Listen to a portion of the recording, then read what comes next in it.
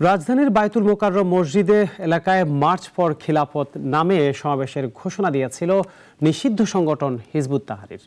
দুপুরে সেখানে তাদের সঙ্গে পুলিশের সংঘর্ষ বাধে। সংগঠনটির সব কার্যক্রম শাস্তিযোগ্য জানিয়েছে পুলিশ সদর দপ্তর।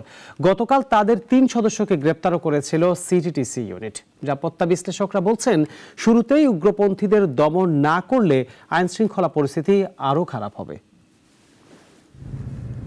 জননিরাপত্তার প্রতি হুমকি বিবেচনায় 2009 সালের 22 অক্টোবর হিজবুত তাহরিরকে নিষিদ্ধ ঘোষণা করে তৎকালীন সরকার। তখন থেকে দীর্ঘ সময় ধরে সংগঠনটির প্রকাশ্য কার্যক্রম চোখে পড়েনি। সম্প্রতি নিষিদ্ধ ঘোষিত সংগঠনটি রাজধানীর বায়তুল মোকাররমের উত্তর গেইটে মার্চ ফর খিলাফত এর ডাক দিয়েছে। এর জন্য রাজধানীর বিভিন্ন স্থানে প্রচারণার জন্য সাঁটানো হয়েছে মার্চ ফর খিলাফতের পোস্টার। নিষিদ্ধ ঘোষিত সংগঠনটির এমন কার্যক্রমে নড়েচড়ে বসে আইনশৃঙ্খলা বাহিনী।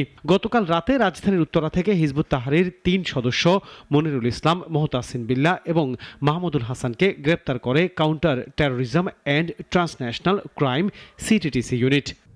আর পুলিশ সদর দপ্তর বলছে, হিজবুত তাহরির সব কার্যক্রম শাস্তিযোগ্য অপরাধ। সংস্থাটির পাঠানো এক বার্তায় বলা হয়, হিজবুত তাহরির একটি নিষিদ্ধ সংগঠন। সন্ত্রাস বিরোধী আইন অনুযায়ী তাদের কার্যক্রম দণ্ডনীয় অপরাধ। নিরাপত্তা বিশ্লেষকরা বলছেন, চরমপন্থা দমন করতে হবে শুরুতেই। নিষিদ্ধ সংগঠন সভা সমাবেশ করতে পারে না জানিয়ে আইনের কঠোর প্রয়োগও চাইলেন নিরাপত্তা বিশ্লেষকরা। যে কোনো নিষিদ্ধ সংগঠনের প্রকাশ্যে কোনো কর্মকাণ্ড পরিচালনা করার কোনো রকম অবকাশ নাই।